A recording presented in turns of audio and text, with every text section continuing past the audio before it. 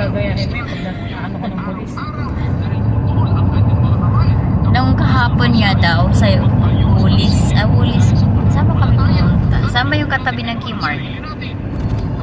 Halls. Kahapon daw may hinuli daw na apo. Nagnakaw daw mga kaldi-kaldero.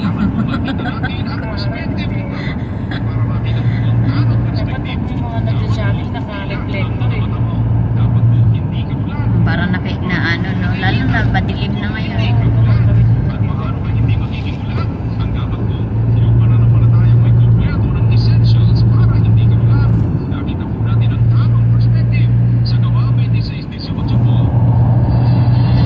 Alas 8 ang ni Brotong. Ay, 8:30, no?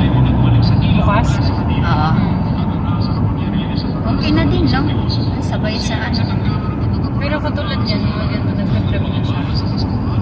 Nasa siya ngayon? Hindi pa pupunta ba?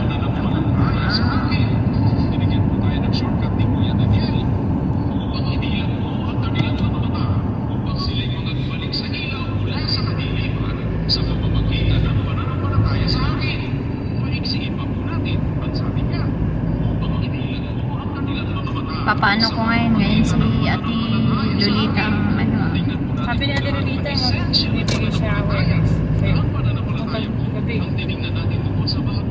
Gabi. Sabi niya Wednesday. So may sahod mo siya ngayon. Minsan nag-i-email sa hindi natin. Saan ba siya sa Woodlands?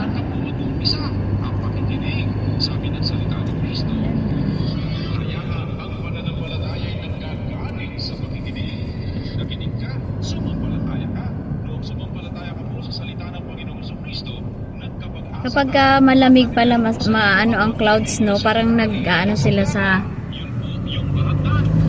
nagko-cover sila pala dun sa araw kaya malamig, no.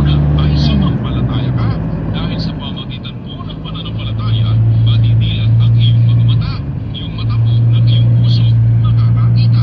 Kapag po nakakita ka ngayon, mag-uumpisa ka na ngayon na tumingin. Siyempre po, mas mahaba ang kalamig dito kasi sa mga just okay. Oo, kasi support pa siya. nakatila ang mata mo. Ibig sabihin, pagpasok talaga ng March, na talaga, malamig. Sumampalataya ka po sa kanya, mamamasdan mo siya, makikita mo na po siya, dahil siya naman Pero yung December yan, hanggang February na. pananampalataya. Ilang araw, lang, December, January, 3 lang, no? Matutularan naman ang kanyang pananampalataya.